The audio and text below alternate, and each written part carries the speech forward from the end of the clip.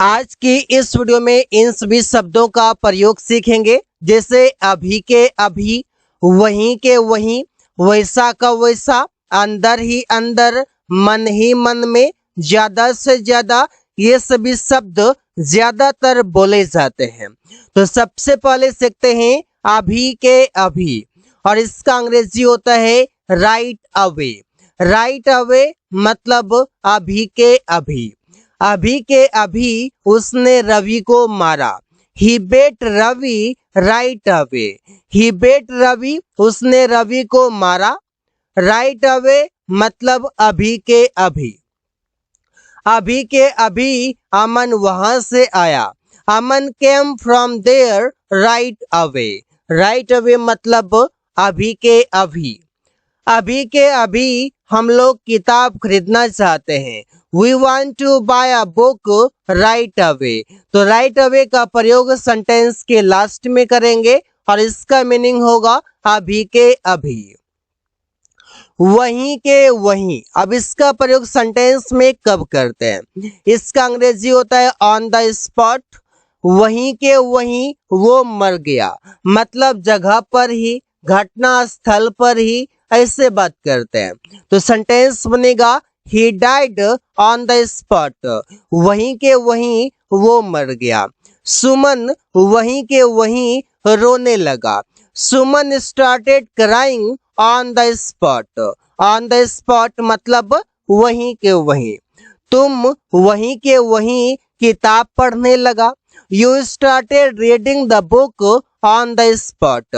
On the spot मतलब वहीं के वहीं, या वहीं पर, या घटना स्थल पर, इस तरीके से बोल सकते हैं। वैसा का वैसा, इसका मतलब है as it is. As it is मतलब वैसा का वैसा। मैंने वैसा का वैसा किताब उसे दिया। I gave him a book as it is. Aman वैसा का वैसा कार लिया। Aman took a car as it is. Suman वैसा का वैसा मोबाइल लेगा। Suman will take a phone as it is.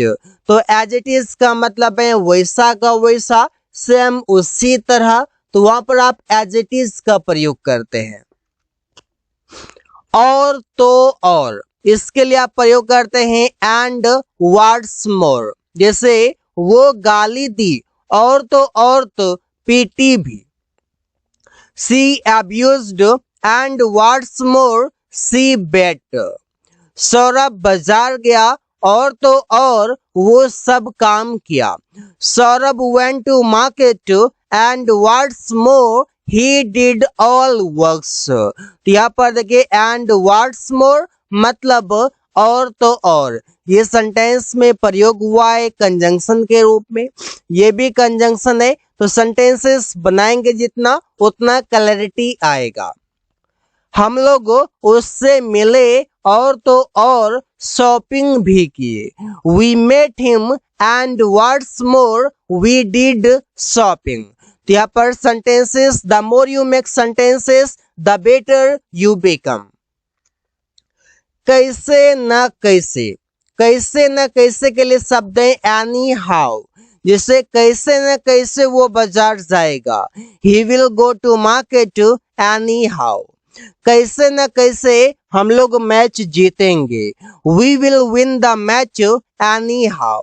तो कैसे न कैसे सेंटेंस के शुरू में प्रयोग हुआ है और एनी हाउ का प्रयोग सेंटेंस के लास्ट में हुआ है। कैसे न कैसे रवि कार खरीद लिया। Ravi bought a car anyhow. कभी ना कभी, इसके लिए अंग्रेजी होगा some time or the other. Some time or the other मतलब कभी ना कभी। कभी ना कभी मैं तुमसे जरूर मिलूंगा। I will definitely meet you some time or the other. I will definitely meet you, मैं तुमसे जरूर मिलूंगा। Some time or the other कभी ना कभी। यहाँ पर डेफिनेटली, इसके बाद यहाँ पर मीट। कभी ना कभी वो रवि आम खाएगा। Ravi will eat the mango some time or the other. कभी ना कभी तुम रोओगे। you will weep sometime or the other। यहाँ पर sometime or the other का मीनिंग है कभी ना कभी, कहीं ना कहीं। इसके लिए बोलते हैं somewhere or the other, कहीं ना कहीं वो तुम्हें मिल जाएगा। He will meet you somewhere or the other। somewhere or the other से मतलब है कोई भी प्लेस से, कोई भी स्थान से, कोई भी जगह से। जब भी आप जगह की बात करते हैं वहां पर आप somewhere or the other का प्रयोग करेंगे। कहीं ना कहीं रवि काम करता है, रवि वर्क्स समवेयर और the other.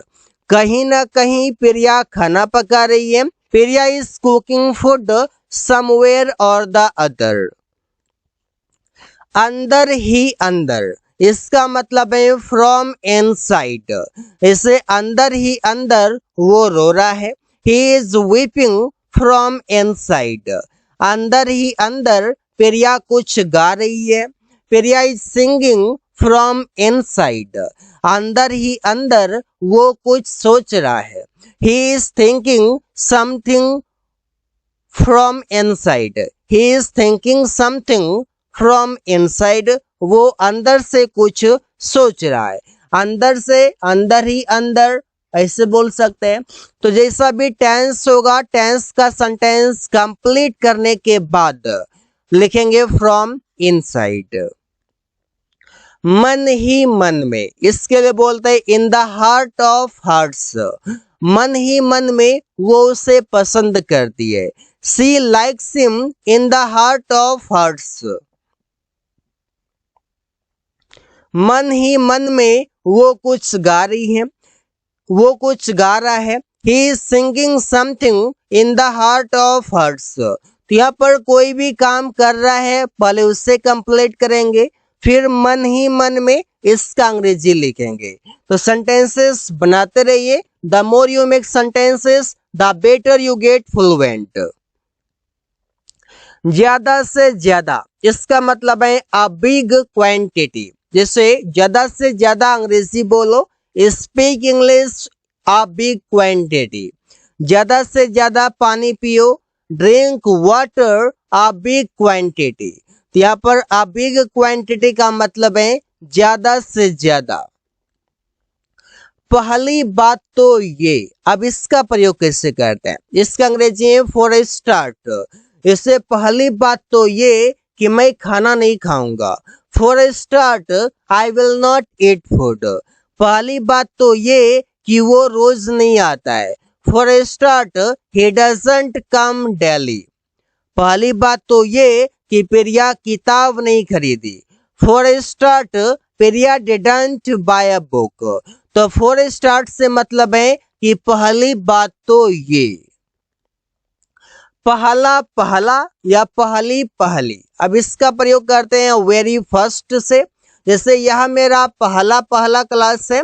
This is my very first class. यह मेरी पहली पहली कार है। This is my very first car. तो यहाँ पर सेंटेंसेस ऐसे ही बनाते हैं। सबसे पहले, इसका अंग्रेजी होगा एट फर्स्ट। सबसे पहले मुझे खाने दो या मुझे खाना खाने दो। At first let me eat food.